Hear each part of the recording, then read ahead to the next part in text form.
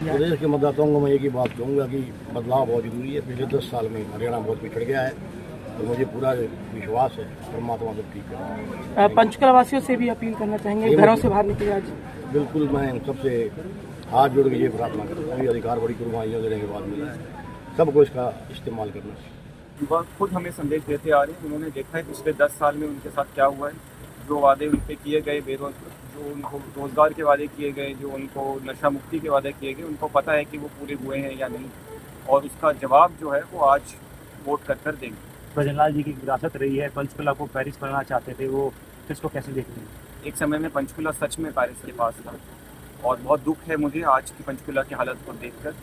लेकिन आप आज को देखिए, आज रिकॉर्ड करिए पंचकुला की हालत को, और 5 साल बाद आप फिर रिकॉर्ड करिए और आप खुद कहेंगे कि सच में कुछ ना कुछ तो 5 साल में काम हुआ। कुछ युवा वोट नहीं देने चाहते हैं, उनके लिए कुछ संदेश देना चाहते हैं?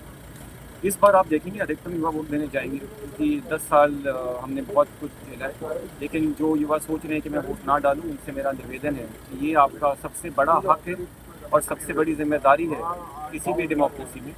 तो आप जिस मर्जी कैंडिडेट के लिए वोट कर रहे हैं, आज वोट ज़रूर डालें।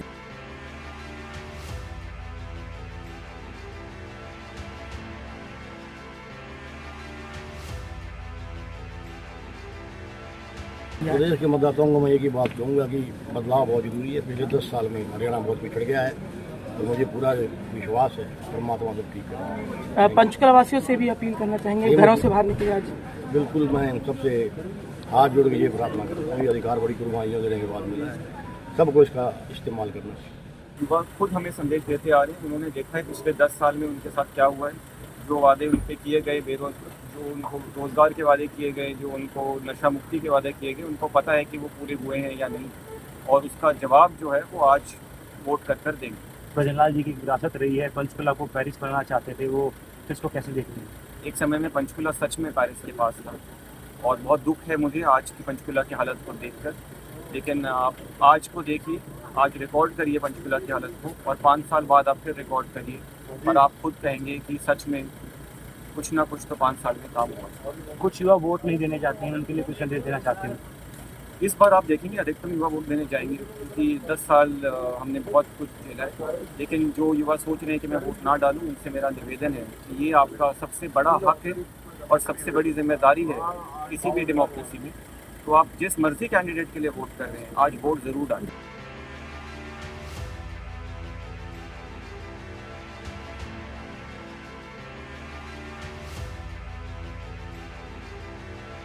प्रदेश के मतदाताओं को मैं एक ही बात कहूँगा कि बदलाव बहुत जरूरी है। पिछले 10 साल में हरियाणा बहुत पिछड़ गया है और मुझे पूरा विश्वास है परमात्मा सब ठीक है। पंचकुला वासियों से भी अपील करना चाहेंगे घरों से बाहर निकले आज। बिल्कुल, मैं सबसे हाथ जोड़ के ये प्रार्थना करता हूँ। ये अधिकार बड़ी कुर्बानियों देने के बाद मिला है, सबको इसका इस्तेमाल करना चाहिए। युवा खुद हमें संदेश देते आ रहे हैं। उन्होंने देखा है पिछले 10 साल में उनके साथ क्या हुआ है। जो वादे उनके किए गए, जो उनको रोज़गार के वादे किए गए, जो उनको नशा मुक्ति के वादे किए गए, उनको पता है कि वो पूरे हुए हैं या नहीं, और उसका जवाब जो है वो आज वोट कर देंगे। भजनलाल जी की विरासत रही है, पंचकुला को पेरिस बनाना चाहते थे, वो इसको कैसे देखते हैं? एक समय में पंचकुला सच में पेरिस के पास था और बहुत दुख है मुझे आज की पंचकुला की हालत को देखकर।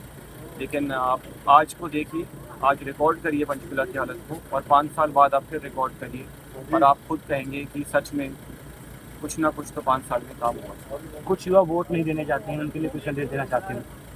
इस बार आप देखेंगे अधिकतम युवा वोट देने जाएंगे, क्योंकि 10 साल हमने बहुत कुछ झेला है। लेकिन जो युवा सोच रहे हैं कि मैं वोट ना डालूं, उनसे मेरा निवेदन है कि ये आपका सबसे बड़ा हक है और सबसे बड़ी जिम्मेदारी है किसी भी डेमोक्रेसी में। तो आप जिस मर्जी कैंडिडेट के लिए वोट कर रहे हैं, आज वोट ज़रूर डालें।